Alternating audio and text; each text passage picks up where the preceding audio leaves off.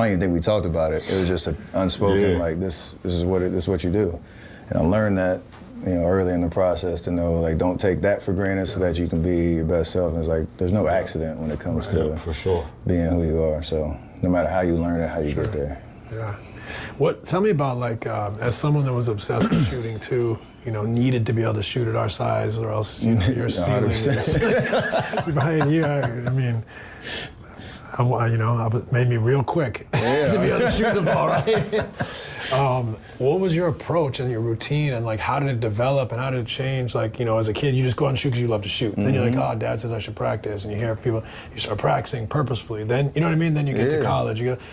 How did it go through to, like, now you have this, you're chasing greatness? Like, I've seen you in person, we've worked together, I watch you from afar, like, everything is intentional. Yeah. Like, tell me about, like, how you approach shooting. I always tell the kids now, like, nobody should have to tell you to go to the gym, right? Like, as a kid, I was that type of kid.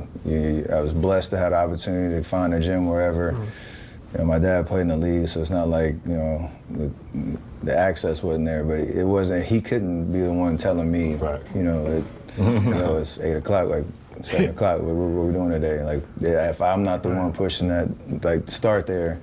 And it always became just a joy of, the game and finding ways to, get a little bit better. It sounds real cheesy when you think about it, but the idea of every day, like, I was just exploring, like, trying stuff, never really satisfied with, the level that I was shooting. Even if I had the greatest workout, I'm probably thinking about the couple of misses that I had and how can I get better that next session.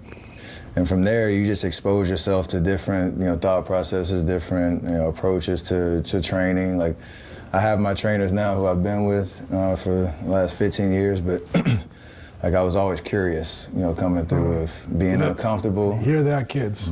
Curious, want to learn.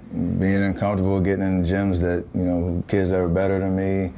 The workouts where, like, if you're not getting anything out of it, there's that internal voice that's like, I probably coasted today. Like, oh no, I did something, I got something out of this today. And then you start to just do that more and more and more, and the reps start to build up. More specifically though, when I got to the league, I thought I was preparing myself for the NBA journey and the pre-draft workouts and stuff, but I was still at Davidson, still doing, like, college type workouts, and I called up this guy Edon Ravine, who I had met through my agent, and he's like, yo, come out to Maryland for a couple weeks and let's just work out.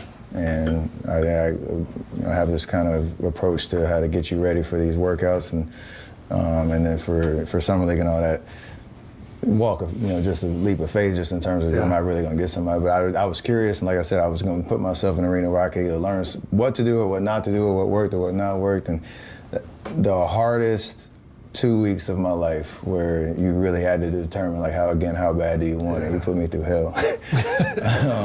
But to the point of, like, really earning it, that's where that kind of set me off on the journey. Worked out with CP over that summer leading into my rookie year, really learned what it meant to be a professional. Like, I was just around people that knew what they were talking about, and thankfully, kind of pushed me in the right direction. Yeah, and obviously you didn't know.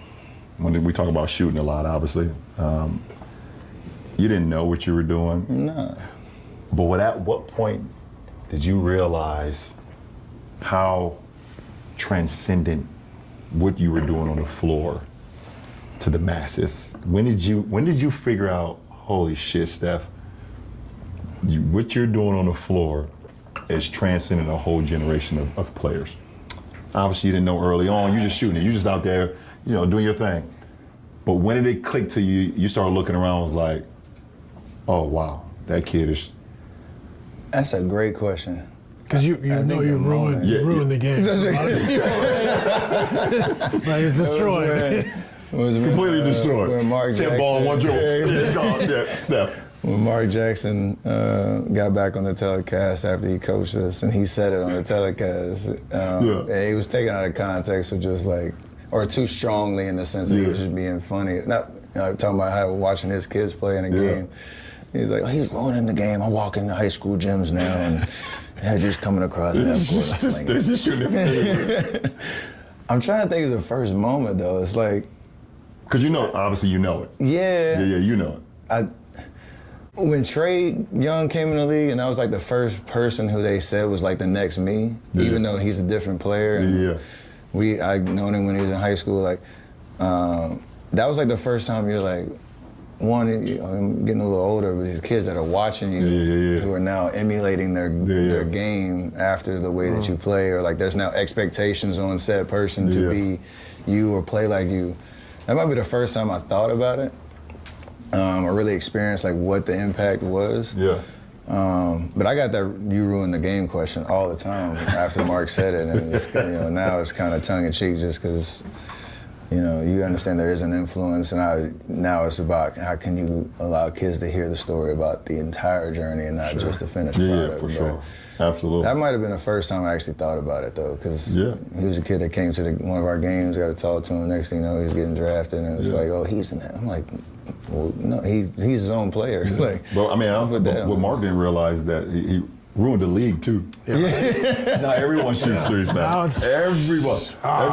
63's a game, 53's a game. Like, it's all me. Yeah, it's all Steph. It's all Steph. You were the first. I think you jumped. It was I think it was maybe Stevie Kerr's first year. You jumped 200 threes attempted from one season to the next. 200 threes attempted, and then the league followed. Then Dame and Clay and now it's like it's not uncommon for like 3-4 guys on your roster to shoot hundreds of threes a season. Shot quality is still jury's still out on where the league is, but Bob Meyer was the first one who told me like, yo, you should shoot 15 threes a game. I was like, wait, what? Like, really? Like, you know how hard it is to get to get 12 good looks up? Like, but he was one that was like, why not? The math says 15 threes for you is great. Like, the whole deal. So you start thinking about it, but the game is morphed. Crazy. But what was it? Was it that conversation? Was it Stevie Kerr? Like, what was the impetus behind taking a 200?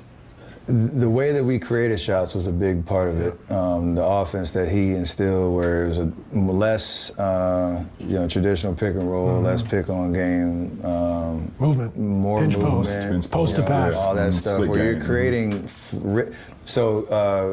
the concept of, all 15 threes, cool, but they're not all created equal in terms of game pressure, the rhythm and flow of how, like, is it one pass shot? Is it the ball's changed side 3 times, then you're coming off and you moved, touched it, got back, relocated. That's a different shot percentage-wise than the exact same shot from the exact same spot on the floor in a different context. So we started to understand that a little bit, and it just catered to my natural style of seeing the game, like to the point of your influence, Reggie, the way that I could get it both ways on the ball and off the ball. So as crazy as 200 extra threes in the season sounded, it didn't feel natural. Like it. Exactly. Felt like a normal evolution. 100%. So let's talk about this offense, right? Because you come into it's a pick and roll league, and you're a primary ball handler in profile. You have the handle, you can shoot off the dribble.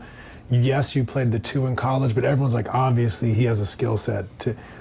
Did you feel uncomfortable at all in pick and roll, or were you just like, or was it Steve, or was it both of you? How did it come to like, hey, we're just not going to run a million pick and rolls when the time came?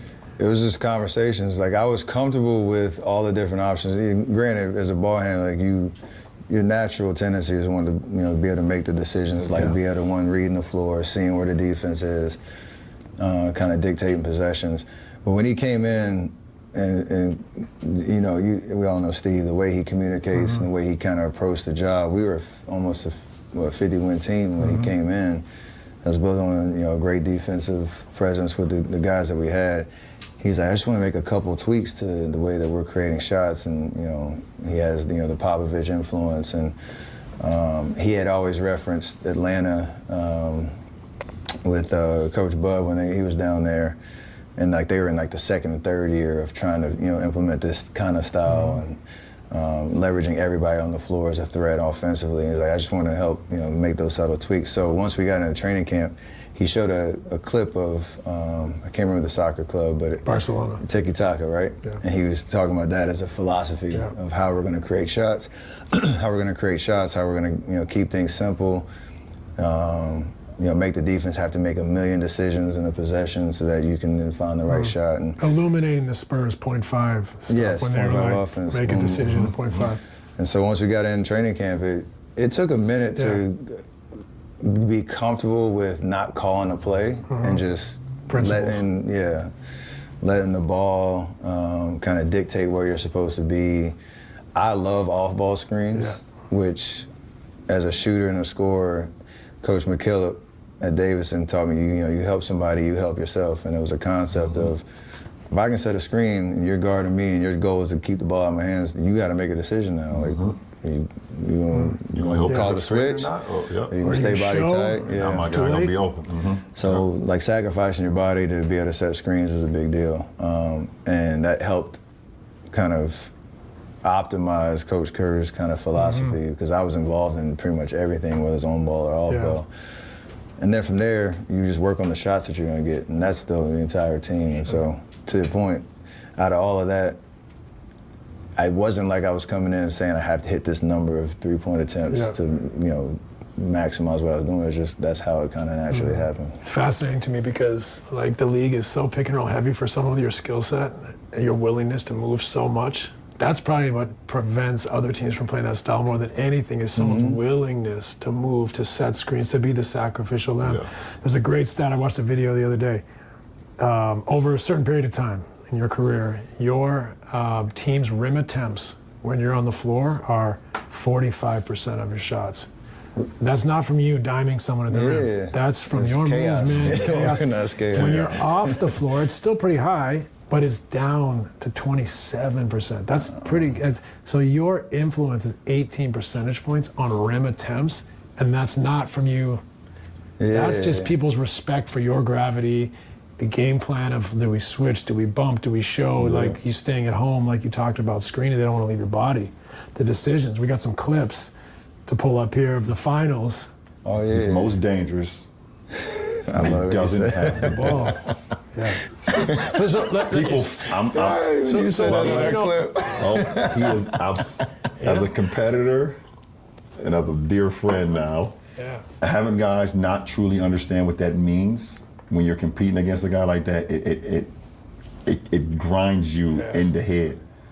Because it's a natural reaction. It's a natural reaction. The most dangerous guy gives the ball up. The first thing you do is, I did a great job.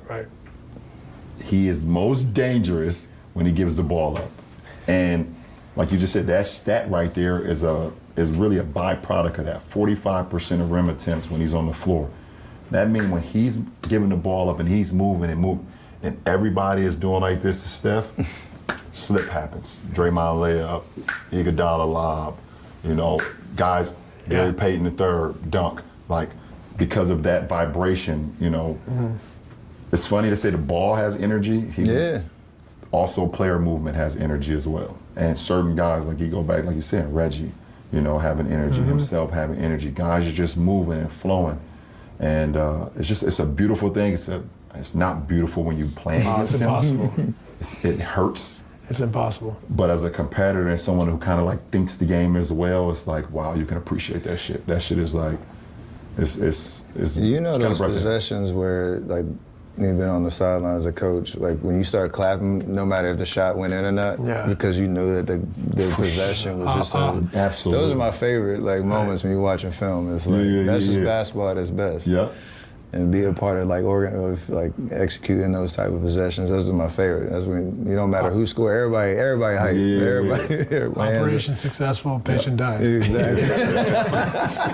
It didn't go in, but that was perfect. It was beautiful. Everybody clapping. Operation successful, patient dies. That's hilarious. That's like a classic quote right there. Let's take a look at some of these clips of you guys playing each other. So, by the way, I haven't seen these clips. I bet, but in our psychosis, we could probably go back to each of these moments. So, just first of all, the post to pass.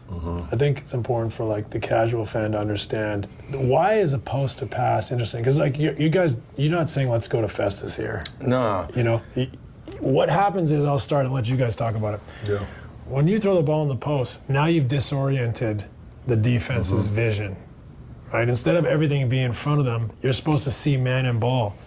You almost, it's impossible. Well, I mean, you say it's the same thing as what the Bulls was doing in the 90s when they would throw the ball into Luke Longley at times. And now the other actions start happening. Chicago screen, pinch post.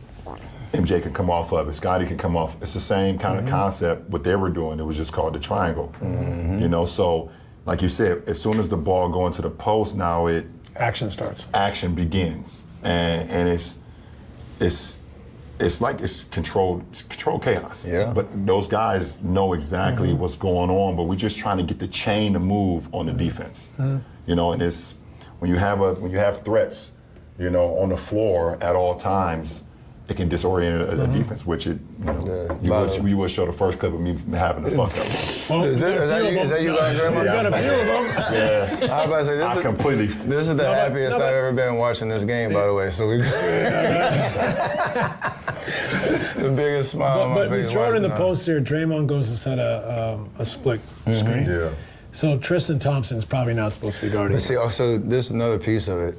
I can't. So there's 6 seconds on the shot clock, and the reason he's guarding me is probably because something happened. Switch state ball screen under 8 seconds. Offensive maybe, rebound, something happens. And that's part of the ball and body movement where you can, again, make the defense have to make multiple decisions to where now, all right, Tristan's guarding me. He's not used to being in a guard spot, which keep is part of our And that's advantage. one of the conversations we had previously about fives guarding pick and rolls. Yeah. You know, instead of going one-on-one all the time against the 5, throw it, chase it, and let's see what he do. Smoke screen out of it, smoke screen out of it. I don't even set the screen. They're not used to guarding pick and roll, so let's see what they do. So now having our 5 man who can move his feet. Obviously, he was very well equipped to move his feet.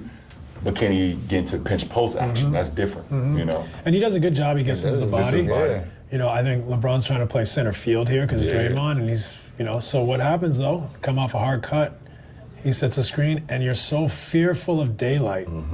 It's my favorite moment that Tristan has to decide, I think I can get through this. And what else is tricky for people is that if Tristan runs into the screen or under the screen the way he should on a switch, there's too much daylight for you there. So he has to show you to LeBron. If they're not on the same page, because to the point, if that happened on this possession, Bron read it where you're gonna try to jump that pass to take it away and make another decision. But one person's on a different station. It's a wrap. That's it. And this is the byproduct of it. So there's the rim attempt, right? And so that's all just out of gravity, fear, game plan busting, movement, and playing post to pass. All right, let's see what we got here.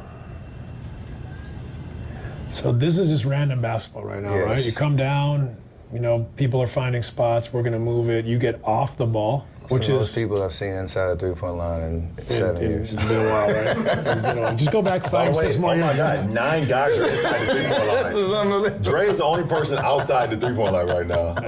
Wow. It's unbelievable. Okay, but you don't stop playing. So what are the principles here? I'm just gonna move. Someone knows they're supposed to pin in, or you're gonna screen and someone's gonna clean it up. Yeah. So like when you come, so that's when a guard goes underneath head underneath the basket. If you're guarding that person, obviously the antenna's up, coming out whichever side. If Shump is trying to stay attached, but I've been moving the whole possession, so unless he's kind of bear hugging, which happens at times, I'm at the advantage because now he's chasing. I'm trying to decide, and to the point where we've been doing a bunch of action where now Bron's trying to decide at what point am I jumping out. I've already guarded 2 actions before, and it's just, good timing. And Dre was an unbelievable asset in that sense because it didn't matter. We had 4 ball handlers on the court right now that could make that play, right? Sean could have made it, Draymond could have made it, Andre could have made it. I could have made it if somebody else is in the action. So that obviously helps. Dre's under control. He knows something's about to happen. Somebody's about to be. And that is one of the things in our league too. Like sometimes that's what makes certain guys like Dre, Iguodala, Rondo, Draymond. It makes some of their superpowers actually worked for them as well, because if you can see right now, we're not pressuring Dre. We're trying to read his eyes, see where he's throwing the ball, and then maybe stunt to the direction of the pass. But also what the flip side is that he can see everything because there's no pressure. Same thing with Rondo. Imagine Rondo up there with Paul and Ray coming off floppy screens, KG and Perk setting the pin downs, and Rondo just up there just like, because no one wants to pressure him. Right. Yeah. You know, they're afraid to pressure him because he's fast, but also they say, okay, well, you can't shoot as well, but his superpower is you not pressuring him. So he can just... You're giving him time and vision. He can see it all, you know? So I don't know if we were in like, if Steph's underneath and he comes out, we're switching. Well, I would say you're in this. something because I'm in something. you're like, And he gets locked in sometimes. that's part of it it's too. part of it too. The first part about this is it's random. Yeah, So you're not always certain. Steph gave the ball up on the left wing and threw it to Dre, and now it ended up down here. And did his possum thing. Yeah. I don't know what's going on. What am I doing? Popcorn at halftime. I don't know. I feel like maybe something sweet. Yeah. And then boom. So when he starts to sprint here, head under the basket, playing possum, he sprints. Shump now is in emergency mode because he cannot be, like, this is too much daylight. There's never a time he's going to point switch him out. So it's like, or point switch me out. That's Exactly. tough. And so he's on his bike. Now, when you're sprinting that fast to close, it's hard now to read and react. Yeah. Right? It's hard to read and react. And so LeBron really should be on the high side here. Correct. But he probably feels, if I get on the high side and he fades and we switch, I'm in trouble. I'm in trouble. So you're thinking, let me bias my body towards Steph. And point, you almost passed me off, yeah. Like, you know, just certain players in our league, there's just certain guys over the course of the history of the game, no matter what you do, they still have an advantage. Yeah. And that's what makes him great. That's what makes greats great. That's what makes him great. That's a great point. You have something? No. I want to. Yeah, exactly. I'm going to ask you about him in a second. No. It's about the guest. We got the guest on, Steve. No. You guys battled it out in the 4 straight finals. This is important history of the game stuff.